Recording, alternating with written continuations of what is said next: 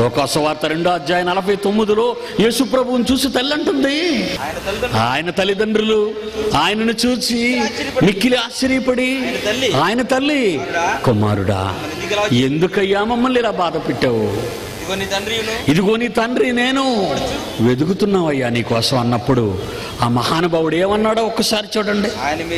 మీరేలా నన్ను వెతుకుచున్నారు, నేను నా తండ్రి పనుల మీద ఉండవలనని మీరు ఎరుగరా, నేను నా తండ్రి పని మీద ఉన్నానని మీరు చెప్పగలరా?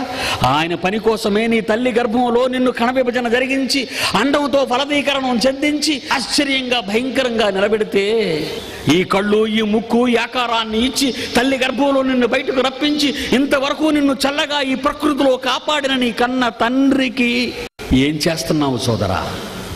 ఏ సేవ చేస్తున్నావు సోదరా? ఎవరి పని మీద బ్రతుకుతున్నావు సోదరా?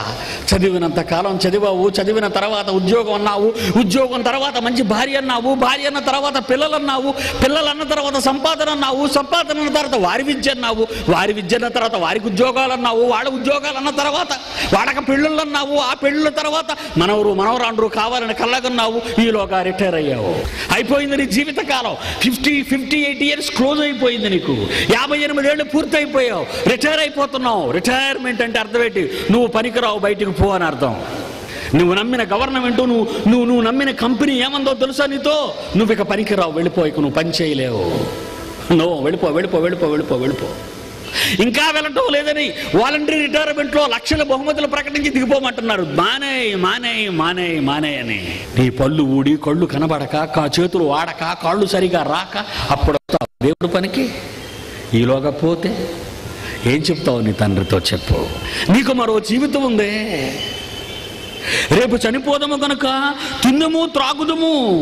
1 కొరింథీ 15:32 రేపు చనిపోదము కనుక తిందుము త్రాగుదము. ఏమంటున్నాడు 33వ వచనంలో? దుష్ట సాంగత్యము మంచి నడవడిని చెరుపును. ఈరోజు మీరున్న ప్రపంచం అదే, దుష్ట ప్రపంచం. మోసపోకండి. దుష్ట సాంగత్యము. టీవీ చూడండి ఈరోజు భయంకరం, సినిమాలు చూడండి దారుణం, వైలెన్స్, రక్తం, చంపుకోవటం, నరుక్కోవటం. దుష్ట సాంగత్యము మంచి నడవడిని చెరుపును. మంచి ప్రవర్తనతో మీరు మేలుకోవాలి. ఈ సభల తరువాత దేవుని గుర్చిన జ్ఞానము కొందరికి లేదు. మీకు సిగ్గు కలగాలని చెబుతున్నానని రాస్తున్నాడు చూడండి కొరింథీయులకి ఆ రోజు.